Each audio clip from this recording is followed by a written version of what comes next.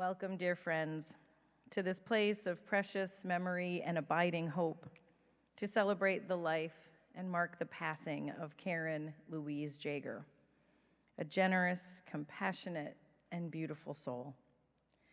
For 74 years, Karen graced this planet, sharing her peaceful, gentle spirit, her boundless energy, her passion, her healing presence, her love of the natural world with one and all. Karen inspired us with her curiosity, her sincere heart, her dedication to the causes she believed would make this world a better place for all, her vibrant appreciation of life itself. Throughout her years, Karen enjoyed many of life's most breathtaking pleasures. She experienced and relished most of its joys. Her days were filled with work she loved and in which she discovered a calling of healing. With Jim, the husband of almost 52 years that she adored, her children and grandchildren, who were the light of her days, political causes she believed in and spent her time and energy fighting for, creative outlets in cooking, art, knitting, crochet, quilting, with groups and with people that meant so very much to her. I first met Karen when I arrived here in 2001, and what I noticed immediately was the warmth of her smile, her quirky sense of humor, how welcoming and generous she was to everyone around her. It was such a gift to look out during a service and see her and Jim sitting here among us. I later learned through being included in the Northside UU neighborhood group and being welcomed into Karen and Jim's home that this was the way she was, the essence of Karen's spirit. She shared her love, her laughter, her warmth with everyone who came across her path. So today, as we gather to mourn a life lost, may we also celebrate a life redeemed, a life astonishingly beautiful, a life fulfilled. May we be comforted by the knowledge that her time among us was blessed with the deep and abiding love of family and friends, and that she is now at peace. May we hold these words from Hermann Hesse in our hearts as we remember Karen, holding close her returning to the earth, her deep love for our natural world. Sometimes when a bird cries out, or the wind sweeps through a tree, or a dog howls in a far-off farm, I hold still and listen for a long time. My soul turns and goes back to the place where 1,000 forgotten years ago the bird and the blowing wind were like me and were my brothers. My soul turns into a tree and an animal and a cloud bank. Then, changed and odd, it comes back home and asks me questions. What should I reply? Today we say goodbye to a truly remarkable woman who was filled with amazement for all the joys of this life, who loved wholeheartedly and well, who lived full days with great purpose and intention. We who are here to remember her express our confidence that the flame of her life will burn eternally. For never has such generosity and caring, such curiosity and imagination, such unconditional love touched the face of the earth without creating something eternal. To Karen and all she gave and all she loved, we dedicate this service of memory and hope. And now I invite you to join together in the words that are printed in your service for lighting our memorial flames as Karen's daughters-in-law and grandchildren light our memorial candles.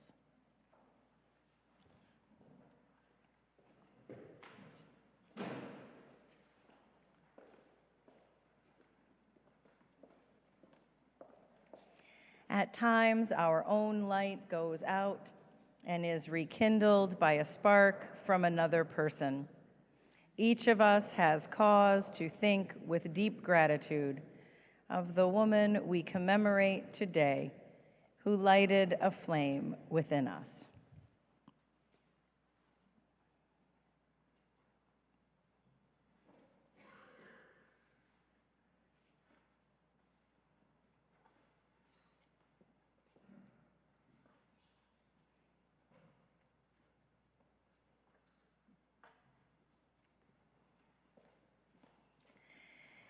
You'll see there are several hymns in our service today. These were picked by Karen. Our first one is number 360 in the gray hymnal, Here We Have Gathered.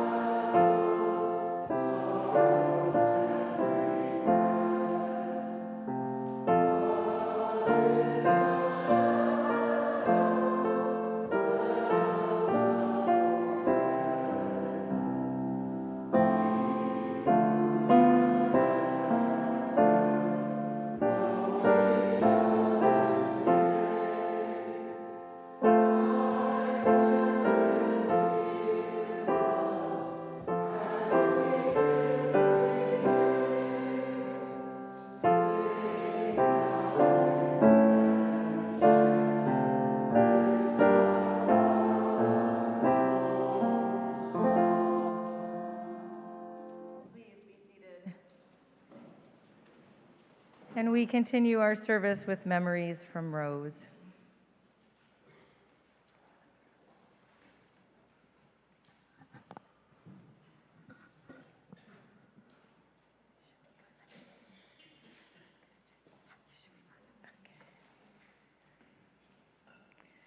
Hello, my name is Rose Brown. Karen Jaeger was my colleague and my dear friend. For almost 30 years, Karen was a practitioner of a number of holistic, light touch, energy and fluid-based manual therapies. It was my privilege to join Karen in that work for over 20 of those years. Trained as a physical therapist, Karen began her career working in schools with children with special needs.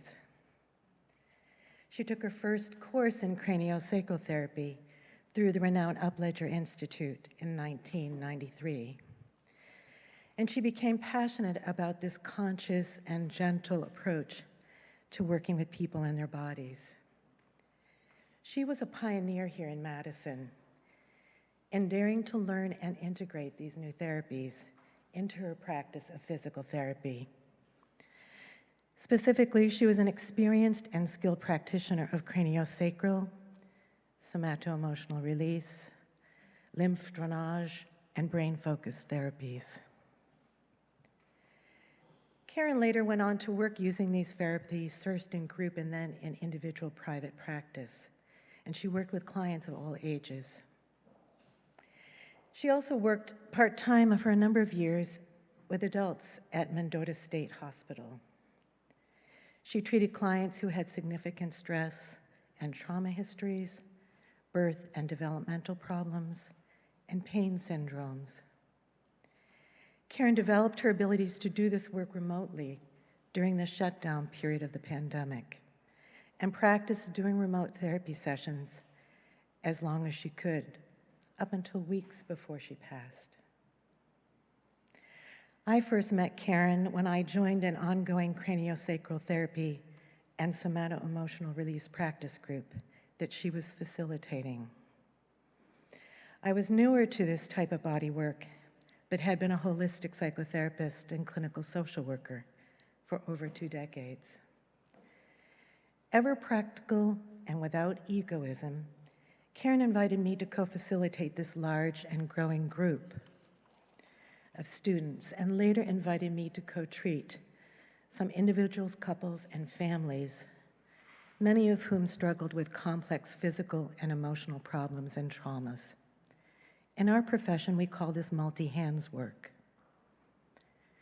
Karen and I also began to treat each other, and she continued to receive this work from other therapists. Trading sessions was a way to practice new techniques and to learn from each other. More importantly for her, she was practicing what she espoused. Karen knew that doing her own physical, emotional, and epigenetic work made her grow personally and improved her own health and well-being. She also knew that it expanded exponentially her ability to treat her clients. Her family knows that Karen was forever taking advanced courses in these new therapies. This required significant financial and time commitments and frequently travel. She loved learning about and studying the human body and its functioning. She was passionate about improving her skills and evolving as a therapist. I was always learning from Karen on and off the table. Karen was a doer, not a talker. Like most introverts and kinesthetic folk, Karen did not feel comfortable with chit-chat, though she would willingly extend herself. In our interactions, she mostly talked only when she had something to say, so I listened. Frequently, she articulated in her comments and also showed in her writings a profound understanding of the heart and soul of what we were doing with these therapies. In fact, one of my greatest joys being with Karen was to hear her talk about her studies and her work. She would literally giggle at moments of profound awareness or understanding, or when in awe at the amazing ability of the body-mind to recognize and heal itself through this work. She rejoiced in the fact that most every day involved some kind of body-mind transformational magic. While Karen sincerely just wanted to help people, she advanced the body of work in these manual therapies here in Madison. She didn't seek notice or a name for herself, yet anyone in this area who knew of this work at the highest levels knew of her. She was a mentor to many. She willingly shared what she knew with other therapists and students, other practitioners in related fields, and with her clients. For all the years, Karen worked gently in her clients' bodies, touching their deeply held tension patterns, experiences, and memories. She worked tirelessly to help all she touched to trust their own body's ability to repair and heal, and to feel more fully themselves. She helped many she treated to make significant progress with their physical and emotional difficulties. Difficulties that were often not fully addressed or resolved by more traditional approaches and practitioners. With others who had intractable illness, Karen was able to facilitate calm and ease, and to bring meaning and value to their lives by integrating them more with their bodies. And Karen made her fees accessible to many who otherwise would not have been able to afford this work. Like many of you who have received her work and who have trained or studied with her, I am so glad to have known Karen. Like you, I feel very blessed to have had the benefit of her knowledge, skills, and gifts. And perhaps, like many of you, I feel fortunate to have learned about life from her and to laugh about it with her. If there is some kind of life after this life, I expect Karen Jaeger is out there taking the next advanced course and getting down to work. On a final note, I had the honor of treating Karen remotely throughout her illness and until shortly before she passed. For her last couple of months, hospice also provided her with a local craniosacral therapist in Missoula, Montana, where she lived with husband Jim and near Jesse, their son, and his family. In continuing to work with Karen, I was struck by how Karen dealt with her illness and her dying. Much as she did with other things in her life, she took this experience by the horns. Her family and I think it was fitting and take comfort in the fact that Karen literally died in the hands of her Missoula craniosacral therapist.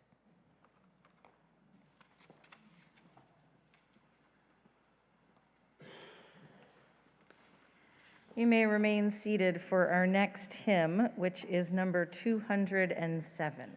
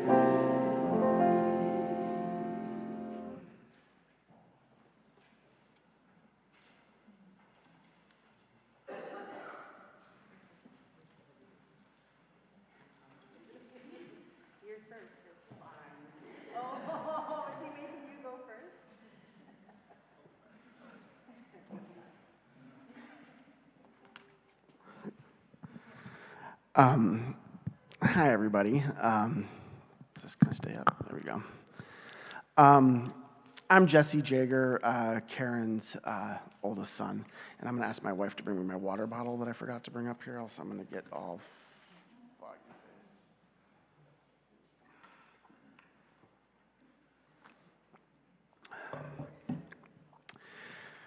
Thank you all so much for coming and joining us to celebrate my mom's life. And just a couple quick before I get started thank yous to the First Unitarian Society for just rallying and getting a lot of stuff together for us because neither my brother and I live here anymore. And just to know that this church community meant so much to our family over the, probably 30 plus years that we attended here.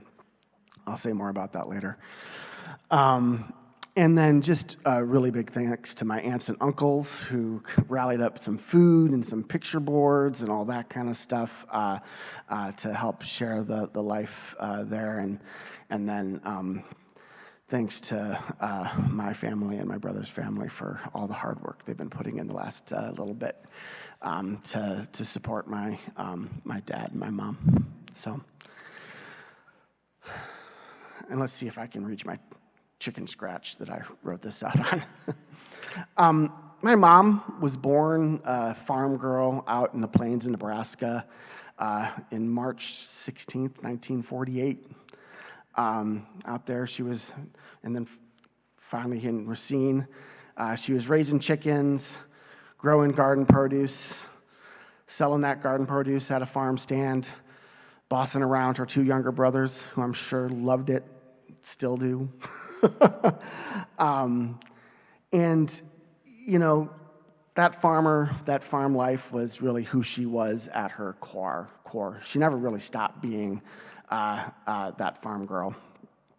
But also at her core, she was an adventurer and a campaigner for the good.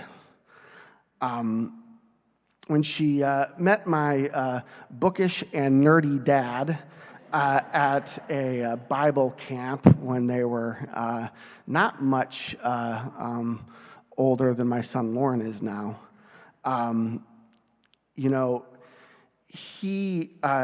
she just, that ball of energy that she was just swept my dad off his feet. And how could you not be swept up when you kind of encountered Karen Jaeger, right? She was just a force of nature at all times. As my dad would tell me, when my mom had one of her wild ideas, he felt it was best just to go, yes, dear, and carry on that adventure. So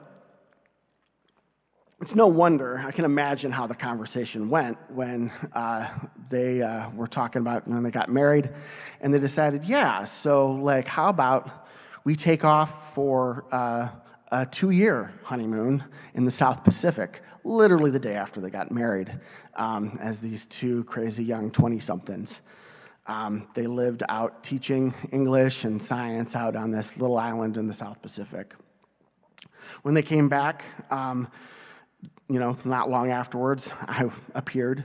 We won't go into the details of that, but they had me out in Washington, D.C., where my dad was going to law school, and then, traveled around a little bit, and we ended up in Springfield, where my brother was born, and then finally settling here in Madison, Wisconsin.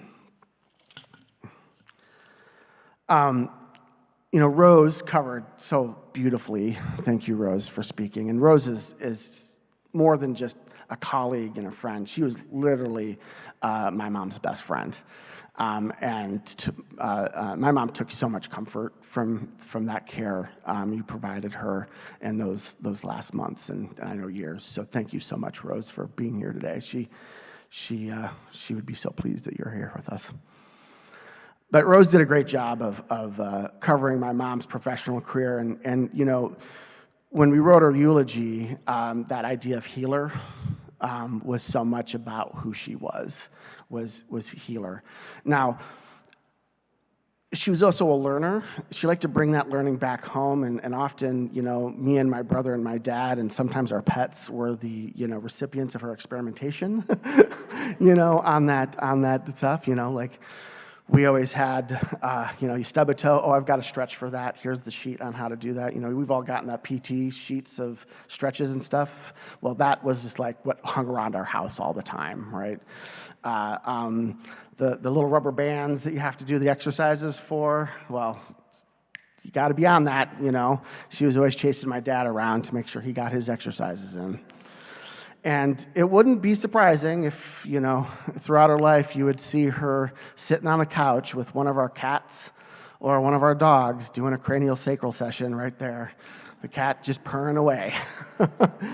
She loved caring for everything and everyone. As a kid, I remember that we always had a project going on. We were getting our hands dirty in the gardens we had at any house that we had, and even when she was living in the assisted living facility in Missoula, that balcony was just full of plants, and she always had to have her hands in the dirt. We're always fixing things, the house, the desire to make things and to work on our house and to do those things. That was my mom. Always had a project going on. When she was working with kids in the school, she would see, a kid needed their wheelchair adapted or something done, and my mom would bring it home, get the wrenches out, get the saw, attach wood, attach whatever, and all of a sudden this new creation that needed to be there for this kid was made right there in our garage.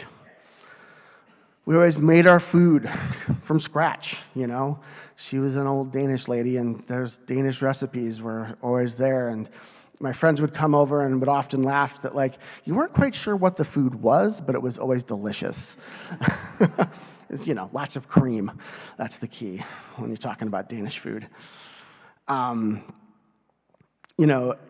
it was funny. Like, my mom was one of those people that, and Natalie and I would joke about this, is, if you watch one of those post-apocalyptic TV shows or whatever, she was the one that would be there that kind of knew how to do everything, right? Like, like you'd want her there if the world was going to end, because that was she could actually do stuff. She wasn't attached to the technology and stuff. She was attached to actually building things and canning food and making sure we could have clothes. In fact, when the pandemic hit, my mom and dad were at our house, and she got to business. We got the sewing machines out, and she had Lauren and Mars making masks as things got going. So always a project. And, I want to say a little bit more about this church. This church meant a lot to our family and to my mom.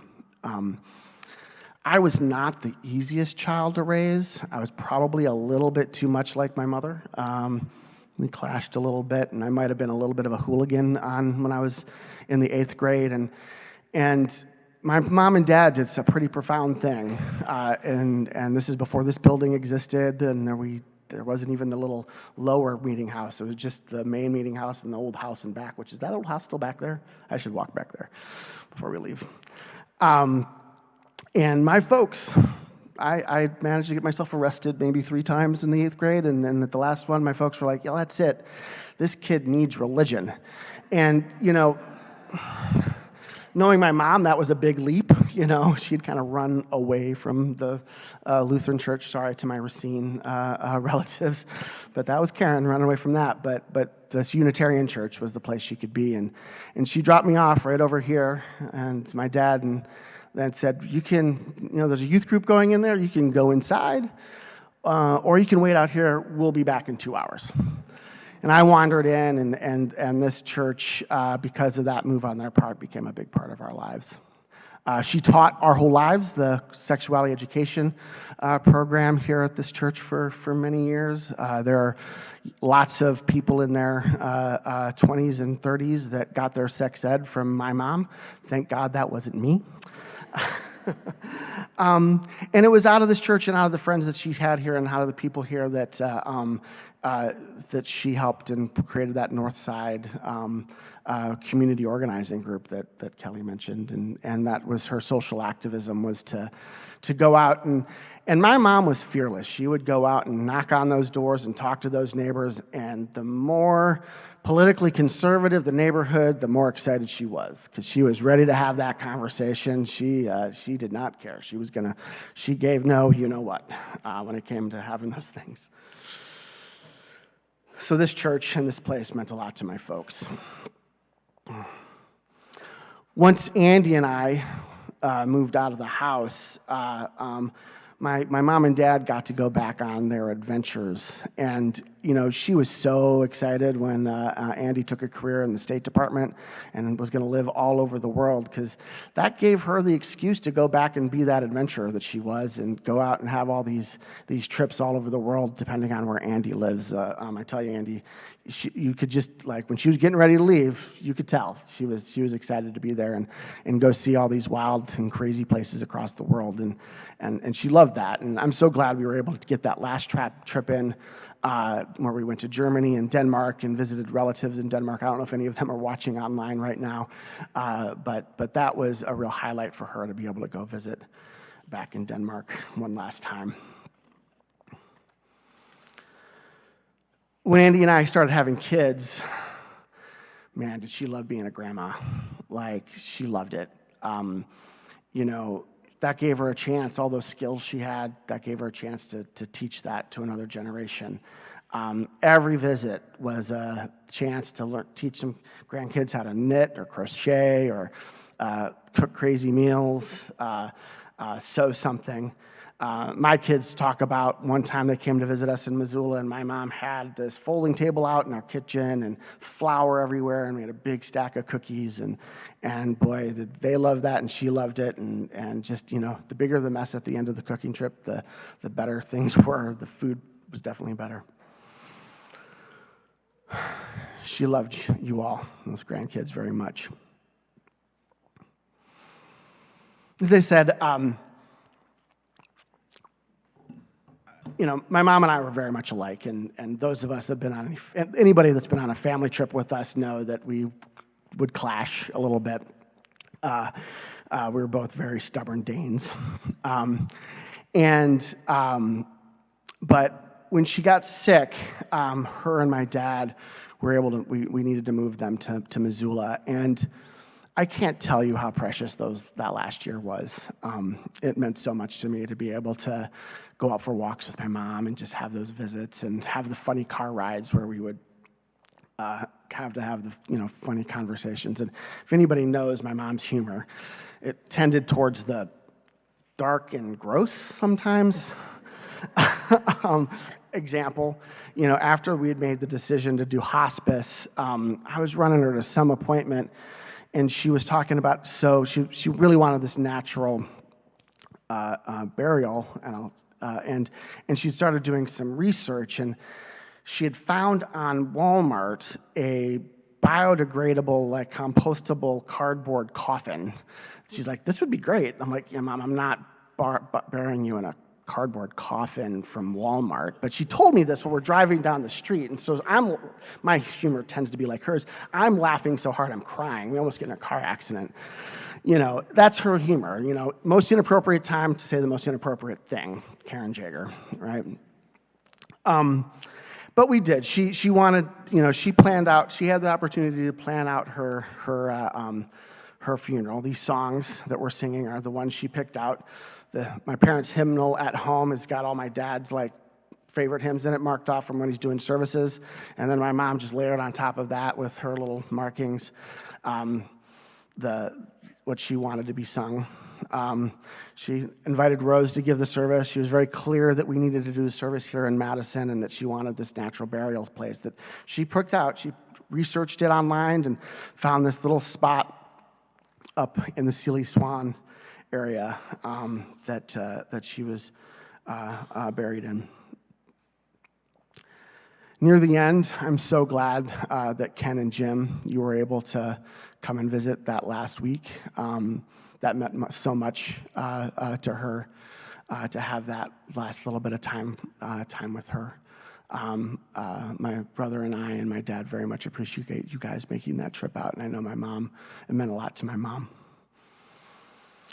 And as Rose said, as she progressed through those last few days, she had the care of a craniosacral therapist, and we had been with her, and the craniosacral therapist came in and had been doing a session with her for about 15, 20 minutes, and he came out and he's like, "I think your mom just passed."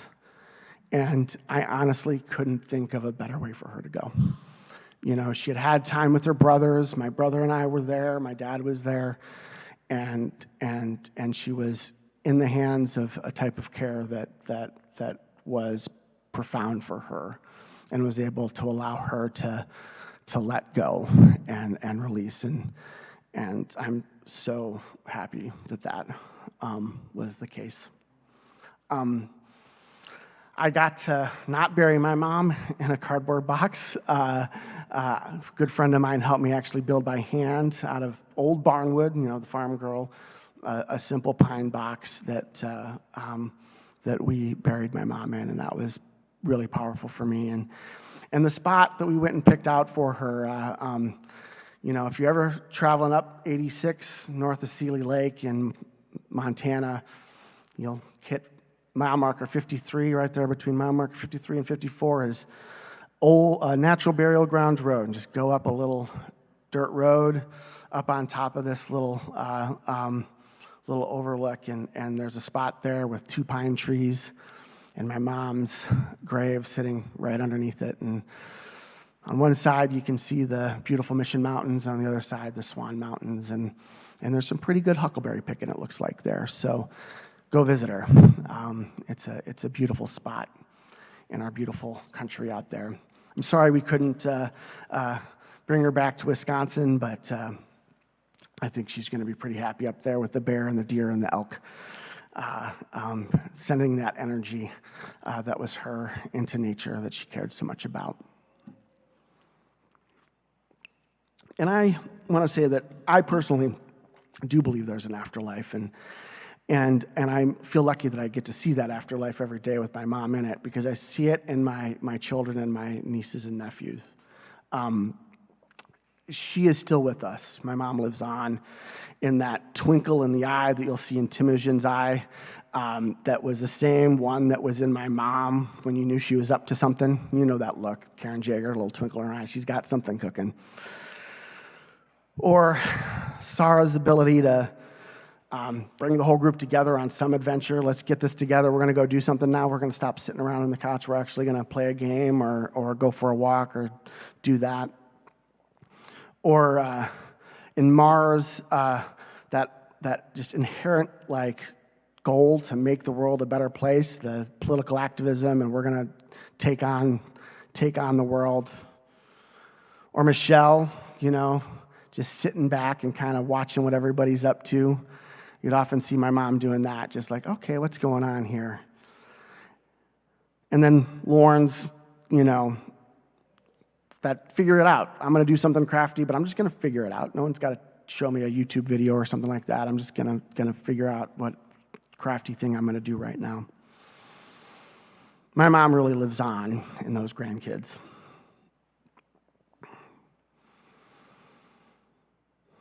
I love you, Mom. I miss you, and I know that I'll get to see you every time I'm spending time with my kids and your grandkids. Thank you.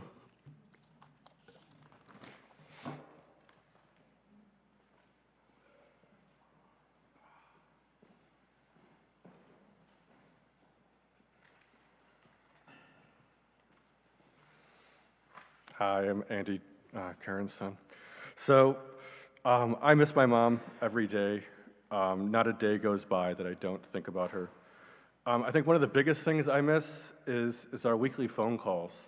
I mean, really, since I graduated high school, since my early 20s, I call my parents every weekend. Like we just kind of my one little outlet to talk to other people. I'm like my mom. I'm fairly introverted. I don't talk to many people throughout the weeks, and sometimes talking to my mom was like the one time that I'd be talking to somebody other than like workmates or other folks like that. So I mean, I still have my weekly calls with my dad, and I treasure those calls. I really love it. There's an empty spot in my heart like when I miss that phone call every week. But one of the things that we would kind of talk about is just like kind of the major milestones in my life. I would talk about like really since she's passed, I've had two kind of major milestones in my life: graduating from grad school and getting a fairly significant promotion at work. And both those happened since she passed. And it was something that I would have been really proud to have been able to talk to her about. And it really would have meant a lot to me to talk to her about it. But I had a lot of other milestones earlier in my life that was kind of like the thing I kind of looked forward to on Sunday. It was kind of hard when I was living overseas because I had to figure out what time was what time was the best time to actually call. But we would work it out. We would figure it out. So, and as Jesse said, like my mom loved being active. I mean, like there was no like her sitting around binge watching something on the weekend. Like, of course, we didn't binge watch stuff back in the '80s, but even if we could, she would never be doing that. I mean, we'd be taking weekend bike trips, or as Jesse said, when we got our house on the west side, it had a really big backyard, and she said, "I need to rototill half this yard to turn it into a massive garden." And the garden that we had was impressive. Like we lived right next to an elementary school. And kindergartners would actually come and they would actually do field trips to our backyard to look at the garden. We had this amazing raspberry bush that for some reason we always were on vacation when the raspberries would come. So we'd have to tell our neighbors like, "Hey, can you please come out and pick all the raspberries and everything?" And I know that's something my dad loved. My dad loves his fruit in the morning, but that was just due to her. That was her, as Jesse said. She was a farm girl at heart. And she never stopped being a farm girl. She was also, like, as Jesse said, she was an adventurer. She wanted to try new things. One of the things that she did, and I think she was probably about the same age I am now, is she decided she wanted to learn how to windsurf. So she signed me and her up for a windsurfing class at James Madison Park on Lake Mendota. And we were out there, we were doing it. She'd get a little freaked out at me when I'd get a little too far out in the lake. She's like, get back here, where are you? And unfortunately, her windsurfing career was ended a little early when she had a minor mishap with the mask coming straight down on her nose. And she ended up breaking her nose and giving herself a black eye. But she enjoyed it. I think it was one of those things that that I think upon fondly throughout my life. But as Jesse says, like, she loved her grandkids. She loved being a grandma. And one of the things that my kids were really blessed to have had, and my wife was able to have, is 9 years ago, I spent a year in Afghanistan working at the U.S. Embassy there. And we decided that my kids needed some semblance of normalcy for that year that I was gone. So we actually decided to have them move in with my parents for that year. They went to an elementary school that was really close to our house. My mom was able to share her love of cooking and playing music, walking to the the North Side Farmers Market, and just really showing them a life that even though I was gone, my kids had stability and love. So yeah, that was one thing that I was so thankful that she was able to do. And really and I guess one of the things is she was always there for us. She was always there for Jesse and me. And sometimes in kind of inadvertent ways. This was a crazy story. It was actually 9/11. I was working in Milwaukee, and my mom, she would trade sessions with another, I'm not sure what kind of therapist it was, but it was a therapist who had a practice on the east side of Milwaukee. And I worked at Northwestern Mutual Life Insurance Company, which had their headquarters right downtown. And I was like, 9/11 had happened, and I was just walking back to my car to go home, and all of a sudden I'm walking down the street, and it's like, Mom? What are you doing there? And it was probably like the most, kind of almost like the day when you'd kind of want to see your mom. Like, gave her a hug, and it was just it was just a wild and crazy day. But like I'd never, like I knew sometimes she came down there, but never in my life had I just kind of randomly come across my mother. But it was that day that that I was able to just be with her, and we went out and had dinner. I think we drove down to Racine and went to my Uncle Ken and Aunt Lisa's house, and we just went and visited a little bit. But it was just a very random occurrence, but it just like on a day when you actually really, like on a kind of a crazy day when you really just needed your mother. And so, and really the final thing that like my mom, that I got to share with my mom, and she loved music. Growing up, we always had a piano that she would faithfully practice every day. She made sure that Jesse and me learned to play a musical instrument. Jesse the guitar, I played I did Suzuki violin, and she would take me to the lessons and everything. And that's one thing that she did with my kids. She took them to Suzuki violin lessons to have them learn. And she actually started playing the violin too. She got a violin, and she was taking that. And actually, before I went to Afghanistan, she wanted me to pick up the music again. So she bought me an electric violin that I could play quietly in my little in my housing unit where I had. But one of the things is when we were moving my parents out to Montana, is my mom had actually bought. She got back into playing the piano, and so she had this digital piano that she played.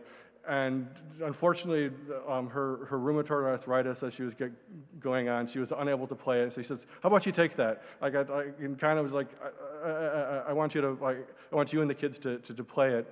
And so one of the things that I did is actually, as soon as I got back to Washington D.C., is I set up the piano, and I've actually been playing the piano, practicing every day, and really it's really been my way of kind of dealing with the grief of losing her. It's my way of remembering her. I actually have kind of old family portraits set up kind of around the piano. And one of the things that I do every night before I go to bed is I practice my piano, and I say, "I love you, Mom, and I miss you." So one of the things I want to do, and I think she would want me to do, is I'm going to play one of the songs that I've been practicing. So.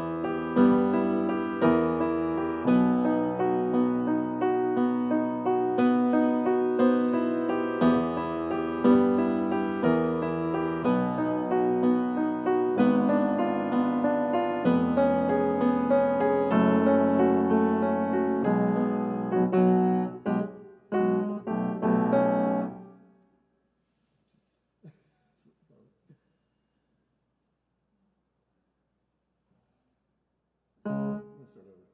Because I have it memorized and I don't have the sheet music.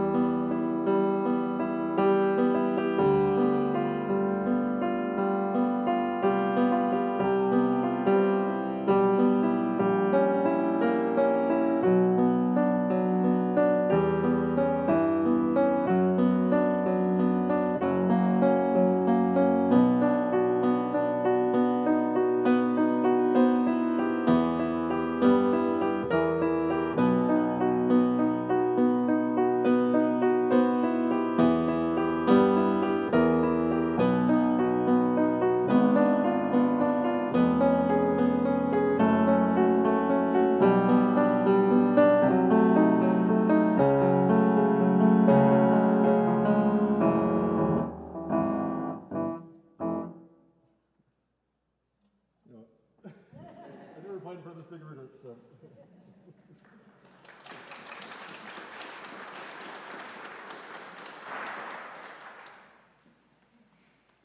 Thank you, Jesse, and thank you, Andy.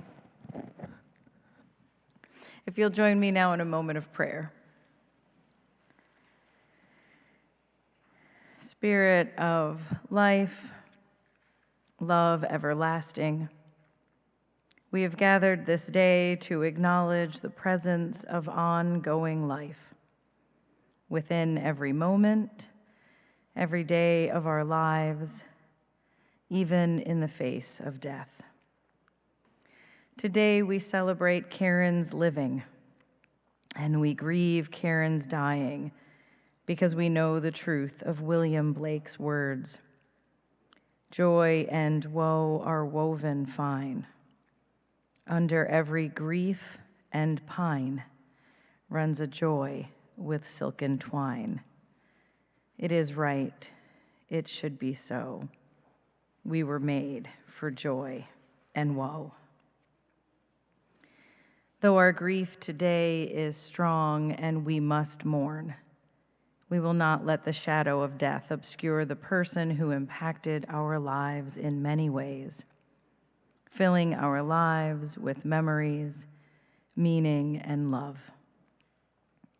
May we be wise enough and brave enough to honestly remember and bravely celebrate the life that was Karen's, and through her example and her love, may healing begin. It is good that we have come together because we need each other in empathy and consolation, and because we need each other in courage and wisdom to face death and celebrate life. It is good that we have come together because human life is sacred in its being born, in its living, and also in its dying. May we remember this day and always that it is a miracle, nothing less than a miracle, this life we share, that leaves turn each autumn, that flowers bloom each spring, that human life brings forth new life, that we human beings emerge again and again from despair to hope, from bewilderment to knowledge, from sadness to joy. All of it is a miracle, nothing less than a miracle. May we be together now in a moment of silence as we call to mind Karen in all the ways we knew her, in love and gratitude for all she brought to our lives.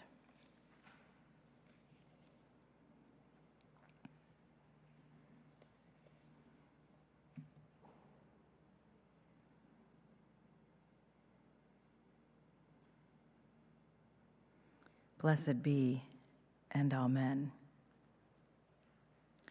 I invite you to remain seated for our next hymn in the gray hymnals, number 123, Spirit of Life.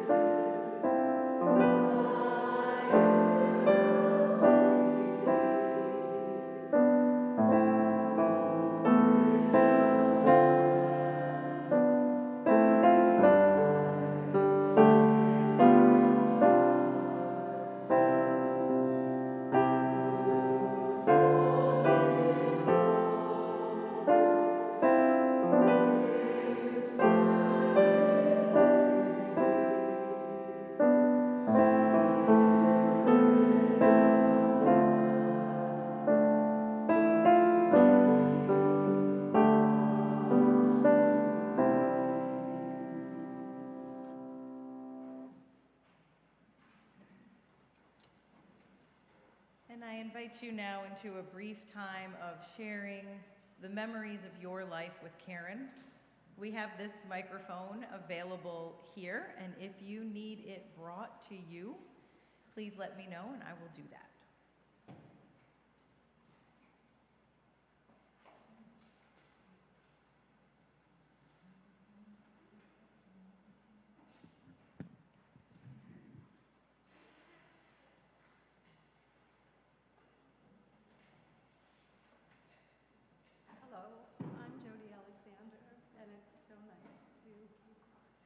Hello, I'm Jody Alexander, and it's so nice to meet the family of Karen. I received cranial sacral from Karen for, 25 years or so, and always with her hands on me.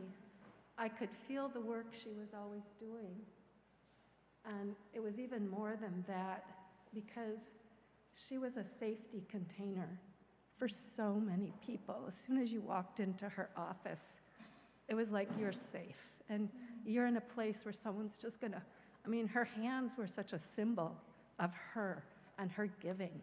It's just, it was something really to experience. And I have to say that now she always supported me in my desire to work with kids with autism. And so through Yoga Autism, sorry, I have allergies too. I just had a session before this with a child who has autism, and the first time energy has ever come through me, through the child. And I could have been there all day because it was love and joy and beautiful, and the mother came in and joined in with us. And that was Karen.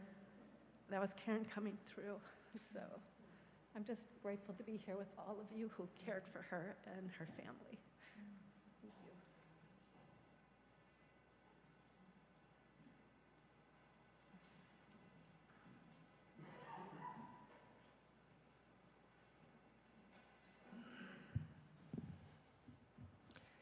My name is David Brennelson, and I have connections both to Jim and to Karen. I worked with Jim for a few years at Heartland Hospice. I'm a chaplain with Heartland ProMedica Hospice, and Jim worked with me, and we actually did some clinical training together at Meriter Hospital when he was an intern. I was a resident, and then he went and did his residency after that in La Crosse. And then when we worked together at Heartland Hospice, I've been dealing with headaches for many, many years, like 30 years. And he said, why don't you go check out the work my wife does? So I had I guess a complimentary session maybe once with Karen, and ended up being a client of hers for about 3 years, I'd say, doing cranial sacral therapy. It was fascinating. And I had met her before at maybe a couple social events of our agency, but I was really struck with the insightful work she did. I knew her to be a very caring person, and in one particular session, I remember her in her work saying, I'm sensing that there was perhaps a traumatic event that happened in your life, and I shared with her that in 1982 I was in a head-on car accident, and she could still sense that there was some lasting effects of that in my head, even though there really wasn't a serious injury to me in that event. But I was just amazed, and she would sense emotional things going on in some sessions. So I was just really grateful, and I found it so relaxing. I've had massages and found cranial sacral therapy to put me almost in a twilight zone, and it was just wonderful. I'm just so thankful for the wonderful person she was. I mourn her passing. I'm so touched by this service, and my condolences to you, Jim, and to your family. It's just a privilege to be here today. Thank you.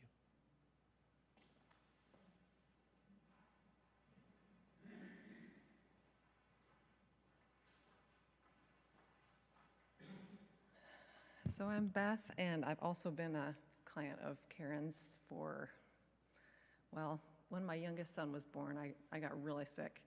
So that was 11 years ago. I went to see a naturopathic doctor, and he recommended that I get some lymph drainage, which I thought, I have no idea what that is, but okay. So I looked into who was in this area, and Karen was one of them that came up when I was searching. And I started seeing her, and so I'm a mother of 4, and I was so sick that I couldn't even get out of bed. And during those sessions, she helped my body to heal. And I can't believe I've come a long way since when I started. And actually, she encouraged me. I'm a speech therapist, but she encouraged me. I told her how much I really don't like my job, and she's just like, I think you could do this work. I think you would be really good at this. And so a year ago, I went to a lymph class, and I'm in school right now for massage therapy, so I can get my license to touch and do the same work. And so, so excited and just amazing that she was the one who inspired me to do this work. And so when I do it, I often think of her because I'm very grateful for all that she was able to help me work through and heal through. So.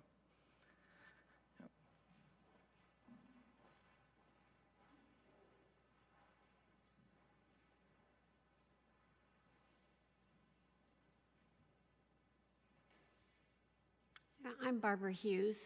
I was Jim's law partner for many years, and I've known Karen since the late 1990s. I too have had many, many, many sessions with Karen, craniosacral. I've had many joint replacements, surgeries of other kinds, joints. And I wouldn't be walking around if it weren't for Karen and Rose.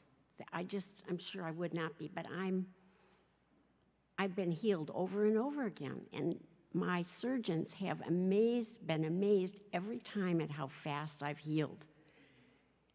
And during the pandemic, when Karen started, and then Rose too, doing this remote therapy with the phone, speakerphone next to you while you're lying on your bed, and you can feel the work happening, it is utterly amazing to me. It is a miracle. Aside from all of that, we became really good friends. It's like an extra sister that I had. And Andy, my mom's favorite piece was that work that you played. And she had, my daughter's a pianist, and at the school that one of your parents went to, St. Olaf, she's director of music. She's a chairman of the music department right now. And she had my daughter play that for her memorial service. So my heart is with all of you, as it has been. And I just am so grateful that you did that. That brought back more to me in a special way. Thank you, Karen.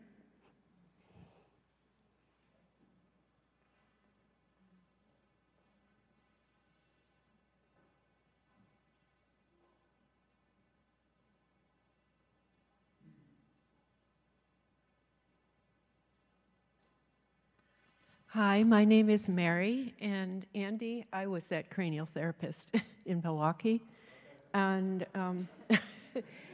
Northwestern Mutual Life I was on Marshall Street. Right. Right. So I'm a colleague of Karen's, and I'm very grateful to be at this service to honor her.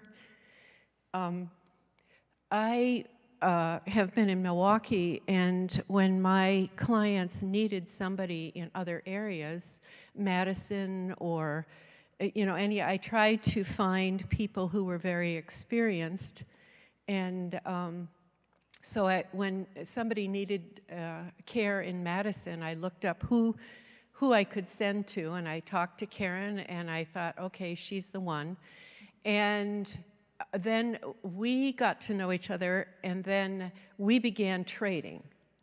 What happened, I enjoyed my time with her. Andy, we were at your wedding. It was so many years ago. Not that many, but. And, the distance became a real obstacle. Madison, Milwaukee, both of our lives became more complex. And I was started to have grandchildren at that time in another country. And so we stopped doing that, trading back and forth. But I did call her about 3 months before she died. I dialed her number. I dialed the number I had, which was still her number. And I wanted to know how it was going with her. And she told me she was so upbeat. And she was going to beat this thing. And she continued to work, and she said, and I could tell that her website was still up. And I was just amazed when Rose called me to say she had passed. I thought, how could so much life happen? But I guess it's all our fates. And the woe and the joy together, I really like that a lot. So thank you.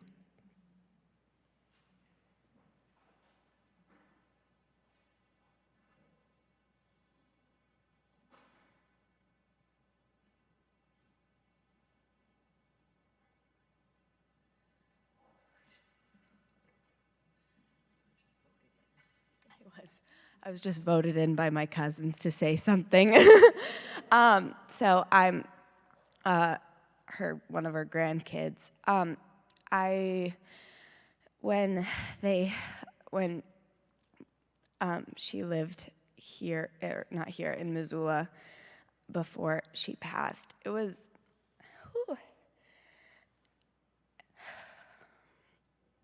it was one of stop looking at me like that. My brother's smiling at me right now. I don't know if I'm going to cry or laugh, but it was very meaningful. I, like my dad said earlier, I share kind of the passion to make the world a better place with her. And one specific thing that really stands out to me was there's an organization in Missoula that I'm a part of, and I spoke at the church that we go to in Missoula, and that is the day that I came out to my church, and she has been so supportive among all of that. When my parents told her that I had changed my name, she sent me a text, and she said,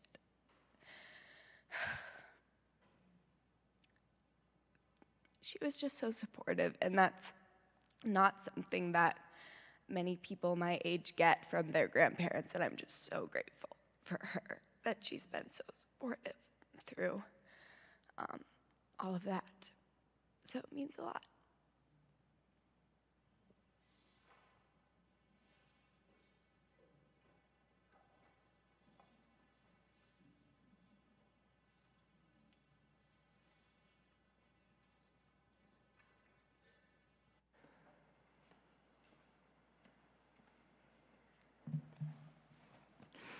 Thank you all. And Karen's family does invite you to stay after the service today for a reception and the continued sharing of stories. Today we have spoken words of parting and of praise for Karen Louise Jaeger, a unique and unrepeatable expression of the human spirit.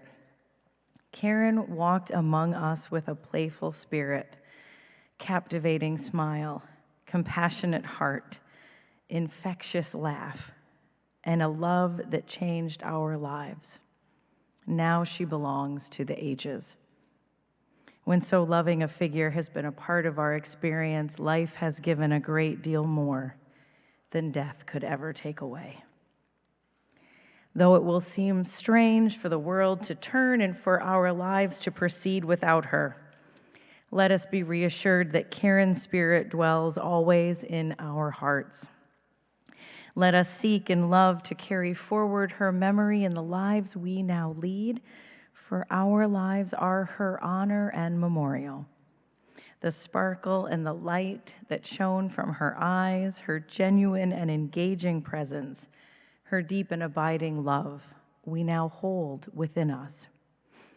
Having commended her to the ages, we recognize with deep reverence a life well lived, a life filled with integrity, joy, gratitude, and beauty. Today, we dedicate Karen's memory to every caring gesture, every moment of healing, every passionate act she brought to us. The light she gave to this world, the love that she gave to each of us, is now ours to give away with her memory as our guide. Our closing hymn is in the teal hymnal, number 1018, and I invite you to rise in all the ways we do.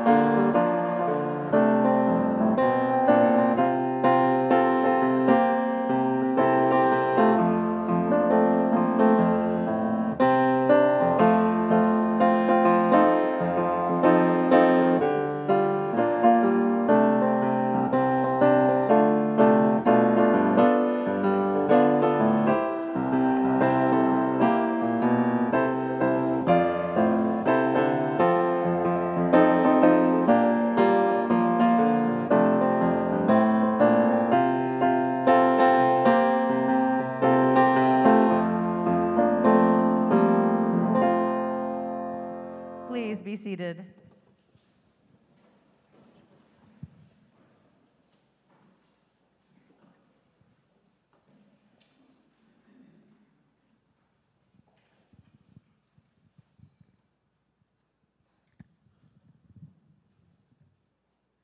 You can never go wrong singing when you're behind Nancy Better-Schultz. Before we finish up today, I just got a couple of words. I want to say thank you to all of you friends and family who found the time to come out this afternoon. We're going to have refreshments afterwards, and they're going to be good, so stick around.